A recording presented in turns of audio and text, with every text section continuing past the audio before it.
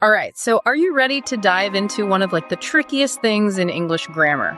We're talking about make versus do. Oh, absolutely. It gets me every time, and I'm a native speaker. You know what I mean? Yeah, it's so interesting because like native speakers don't actually learn this by, like a rule book. Right. We pick it up. Right. We just kind of learn it through hearing it used correctly over years and years and years. Yeah, and that's exactly what we're going to try to do today by looking at this really cool transcript I found from the English Learning podcast. Okay. And they even say in the transcript, these guys almost made the mistake themselves while writing it. Really? So it just goes to show it gets everybody. That's fascinating. So they start out by saying this classic rule, you use do for like general things, you use make for when you create something. Right.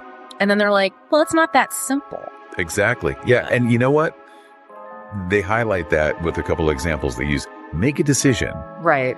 But then they use do business. Right. And those are both kind of like exactly creating something in a way, right? You think about it. Yeah. Yeah. And that's where that rule kind of falls apart. All right.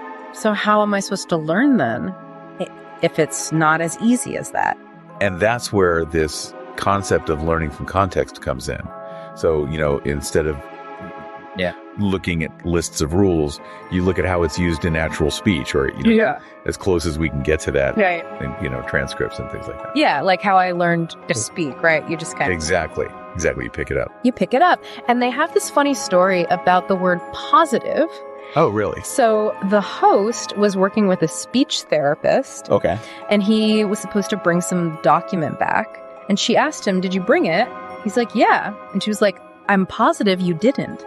Oh. And so that's how he learned the word positive to mean like absolutely certain, as opposed to just like, oh, I'm feeling positive today. Interesting.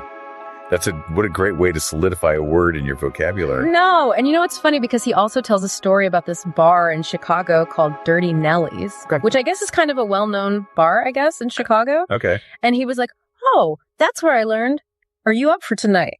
Oh, how interesting. Yeah, that's a great example of how, casual conversation, you can pick up these really interesting vocabulary tidbits. And the nuance there of up for means you're down to do something, not just are you free. Exactly. You know what I mean? It shows willingness. Yeah. Yeah. And they even go into music.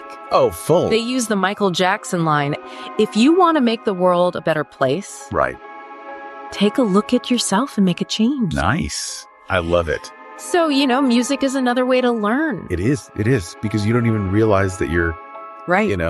Right. You're kind of like sneaking it in there. Sneaking it in. I like that. Yeah. Like subliminal messaging. Yeah, exactly. That's so cool how they bring in music like that. But you know what else I like is they bring in all these little expressions that I was like, ooh, I need to write that down. Yeah. It's like a little like on and off on the fly. Look into it. Oh, look into it. Yes. Right. Yeah. Good one. Those are great. Very useful. And remember how they said buzz? Like, I'll give you a buzz later. Oh, yeah? He said that's actually making a comeback. Yeah, it's interesting how the language changes. It is. And then comes back around. Right. Yeah.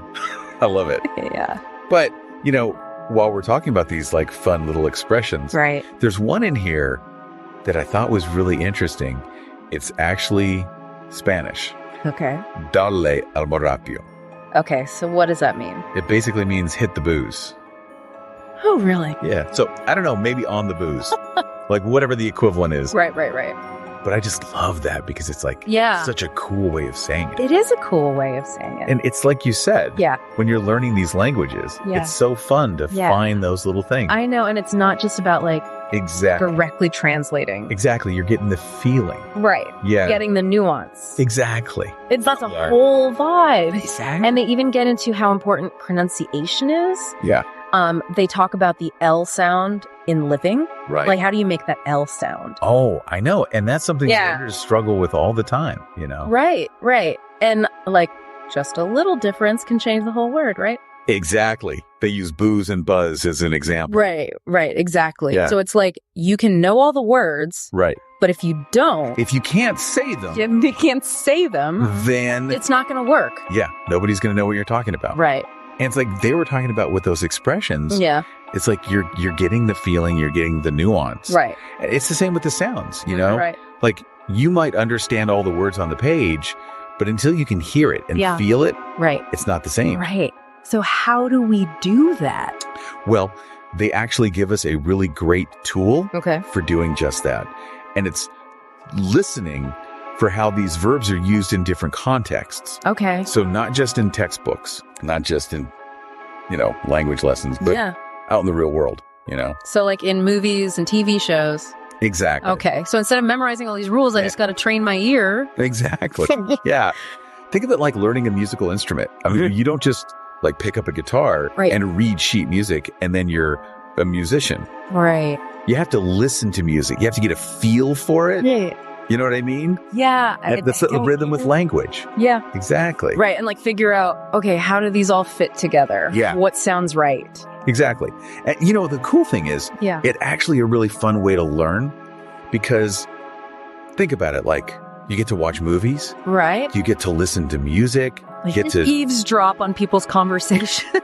Yeah. You're like, aha, see, you did it wrong. Exactly. Exactly. So pay attention when you're out in the world and you will start to hear it. You'll start to notice when it sounds off. Yeah. Yeah. I'm already like noticing it more just from doing this. Exactly. And that's how you know it's working. Right. It's like you're becoming more aware of it. Yeah. And eventually it'll just be natural. Right. Exactly. You won't even have to think about it. Right. Yeah. It'll just be in there. Just like that Michael Jackson song. Exactly. Make the world a better place. Yes. Make the world a better place. Use your grammar. With my grammar. Yes. There you go. I love it. Well, this has been great. I feel like I learned a lot today. Me too. Me too. And I'm really excited to kind of go out in the world and use what I've learned. Yes. Thanks for joining me on this deep dive. Absolutely. It was my pleasure. This has been great. Until next time. All right. Happy learning. You too.